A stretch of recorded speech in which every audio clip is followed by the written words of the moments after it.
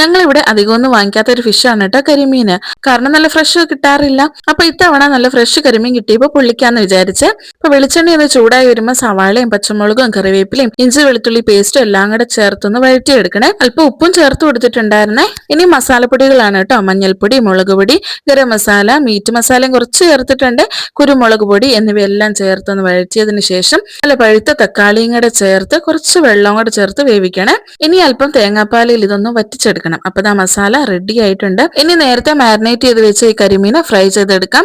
ഇനി നമുക്ക് ഒരു വാഴയില എടുത്ത് രണ്ട് സൈഡിലും ഇതാ മസാലയൊക്കെ വെച്ച് കൊടുത്ത് നടുക്കായിട്ട് നമുക്ക് ഈ കരിമീൻ വെച്ച് കൊടുക്കാം. ഇനി ഈ വാഴയില ഞാൻ ഫോൾഡ് ചെയ്തതിനു ശേഷം വാഴയിലയുടെ തന്നെ നാര് വെച്ചിട്ട് കെട്ടി കൊടുക്കുന്നുണ്ട്. ഇനി നമുക്ക് രണ്ട് സൈഡും ഒന്ന് ഫ്രൈ ചെയ്തെടുക്കണം. ഒരല്പ സമയം മതി കേട്ടോ. അപ്പൊ നമ്മുടെ ടേസ്റ്റ് ആയിട്ടുള്ള കരിമീൻ റെഡി ആയി കിട്ടും. അപ്പൊ ഞാനിവിടെ നിങ്ങളെ കൊതിപ്പിക്കാനായിട്ട് കപ്പ പുഴുങ്ങിയതും അല്പം കാന്താരി ചമ്മന്തിയും അതുപോലെ കരിമീനും കൂടെ എടുത്തിട്ടുണ്ട്. അപ്പൊ എല്ലാവരും ഇതേപോലെ ഒന്ന് ട്രൈ ചെയ്ത് നോക്കണം.